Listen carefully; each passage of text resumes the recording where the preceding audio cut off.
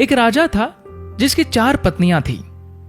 वो राजा अपने चारों पत्नियों से प्यार तो करता था, लेकिन चौथी पत्नी को सबसे ज्यादा प्यार करता था।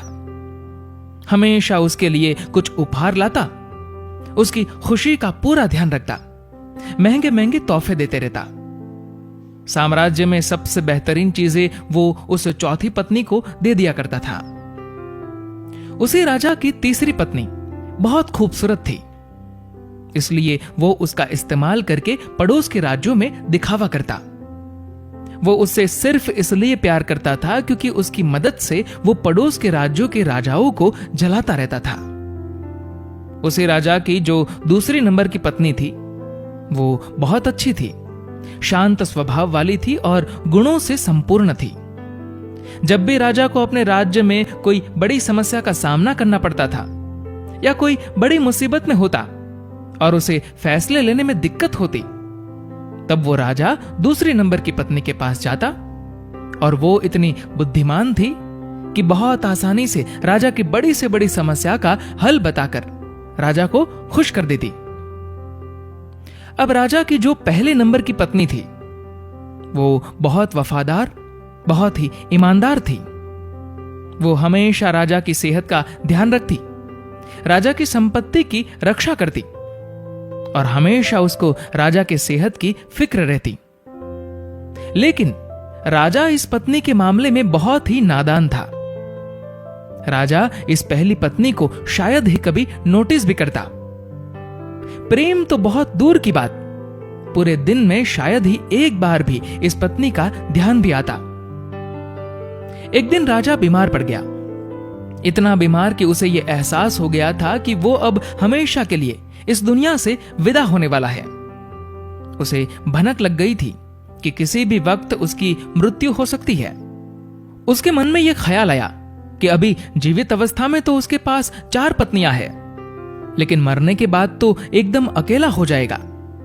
उसने अपने चौथे नंबर की पत्नी को बुलाया और पूछा कि मैंने तुम्हें सबसे ज्यादा प्यार दिया, अब मैं मरने वाला हूं, तो क्या तुम मेरे साथ आ सकती हो और मृत्यु के बाद भी मेरे साथ रह सकती हो? चौथी पत्नी बिना एक भी शब्द बोले राजा से दूर चली गई। राजा को उसका यह रूप देखकर बहुत दुख हुआ। उसने अब सोचा कि वक्त बर्बाद करने से कोई मतलब नहीं है, इसलिए जल्दी से उसने अपनी तीसरी पत्नी को बुलाया और वही सवाल दोहराया कि क्या तुम मेरे साथ मर सकती हो और मृत्यु के बाद तुम मेरे साथ रह सकती हो? तीसरी पत्नी ने भी सीधा मना कर दिया, ये कहकर कि जिंदगी बहुत अच्छी है और तुम्हारे मरने के बाद मैं किसी और से शादी कर लूंगी। जब ये शब्द तीसरी पत्नी से सुने तो राजा का हृदय एकदम से टूट गया। अब बिना देर किए उसने अपनी दूसरी पत्नी को बुलाया और वही सवाल दोहराया। राजा ने सोचा, अभी तक हर समस्या का समाधान इस दूसरी पत्नी ने किया है, तो इसका भी हल उसके पास जरूर होगा। लेकिन राजा को इस बार भी निराशा ही हाथ लगी। इस पत्नी ने कह दिया कि माफ करना, क्योंकि इस बार मैं आपकी कोई मदद नहीं कर सकती। राजा पूरी तरह से टूट गया। फिर बाहर से एक आवाज आई कि मैं तुम्हारे साथ चलूंगी, चाहे तुम जहां भी जाओ मैं साथ दूंगी। राजा ने आंखों में आंसुओं के साथ नजरें उठाई और देखा तो ये पहली पत्नी थी। ये पहली पत्नी बहुत बीमार और दुखी दिख रही थी। राजा ने कहा, शायद मुझे तुम्हारी देखभाल ठीक से करनी चाहिए थी, मैंने तुम्हारा ध्यान नहीं रखा। जिंदगी का सच यही है, हम सबकी भी 4 पत्नियां हैं। चौथी पत्नी है हमारा शरीर। पूरी जिंदगी सजाकर रखते हैं, लेकिन मृत्यु पर यह हमें छोड़ देता है। तीसरी पत्नी है हमारी संपत्ति और हमारा पद।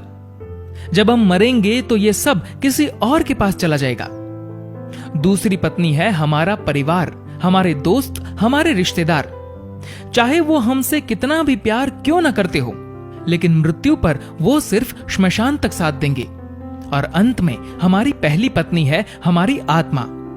शरीर, संपत्ति, सुख सुविधा में हमेशा हम हमारी आत्मा को भूल जाते हैं, लेकिन जीवन का कड़वा सच यही है कि सिर्फ और सिर्फ हमारी आत्मा ही हमारे साथ रहेगी। हमने कभी भी आत्मा के कल्याण की चिंता की ही नहीं, जबकि दूसरी चीजों के साथ हमें सबसे ज्यादा हमारी आत्मा की फिक्र करनी चाहिए। अभी वक्त है, अपने आत्मा के लिए समय निकालिए और आत्मा के कल्याण का प्रयास कीजिए, क्योंकि सिर्फ यही आत्मा है जो हमेशा हमारे साथ रहेगी। दोस्तों, इस कहानी को लेकर आपकी क्या राय है, नीचे कमेंट करके जरूर बताएगा। और अगर आपको ये वीडियो अच्छा लगा हो तो इस वीडियो को लाइक करेगा और शेयर करेगा। और ऐसे ही इंस्पिरेशनल स्टोरीज के लिए फॉलो करें हमारे फेसबुक पेज को और सब्सक्राइब करें हमारे यूट्यूब चैनल को। धन्यवाद।